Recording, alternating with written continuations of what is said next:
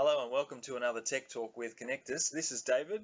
And I'm Jonathan, and this is our final part of a three-part series on video conferencing. Today we're going to be talking about the environmental properties of a room and how it affects the video conferencing experience. So let's jump straight in, Dave.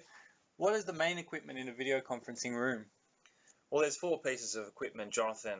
We have obviously a display screen, which you look at to see who you're talking to on the call.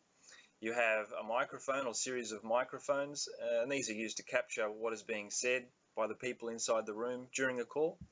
You have a camera or a series of cameras, and this is obviously capturing the vision of the people inside the room. And then you have some loudspeakers, which is playing back the audio from the other side of the people on the conference call.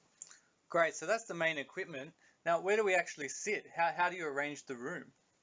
Well, this is key, Jonathan. You need to make sure that the sight lines are being respected here. So you need to choose a table which allows everybody around that table to clearly see the display screens. And secondly, for the camera or cameras to clearly see the front-on faces of all the people sitting around the table. So long, thin tables in those boardrooms, they're definitely no good. What you prefer to have is something more like a V-shaped table or a U-shaped table. That'll be a much better design. Yeah, right. Now the next one is, I've been on the end of a call where it's very hard to hear people. So what do we need to do to address that? Right, so acoustics, John, I think you're alluding to. It's very important that you consider the room and how it's going to sound, and that's a little bit difficult to do on paper, but I guess there's a rule of thumb that you could look to be following every time. If you could have at least two adjacent surfaces in a room, for example, two walls, if those two walls could be treated acoustically just for a little bit of absorption, then the other surfaces in the room could be hard and a little bit reflective, like glass or gyprock walls. That would still be fine, but at least two which are adjacent, that's the key. Now the other one that I find is always a problem is people are dark or hard to see. You can't see expression in the face. How do you address that?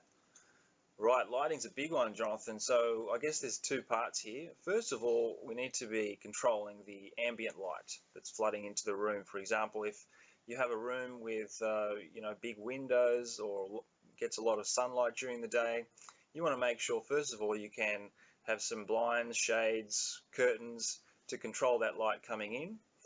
Or you could choose a room with no windows, which is, even easier. Now, once we've controlled the ambient light, we need to control the artificial light. So here, I guess the rule of thumb is don't look to design lighting where the light's coming directly down from above onto people's faces and casting shadows. Instead, what you want to have is the objective is a more even sort of flood of light throughout the room where people's faces are evenly lit and well lit. You can even use the table to bounce some light if you've got a light coloured table.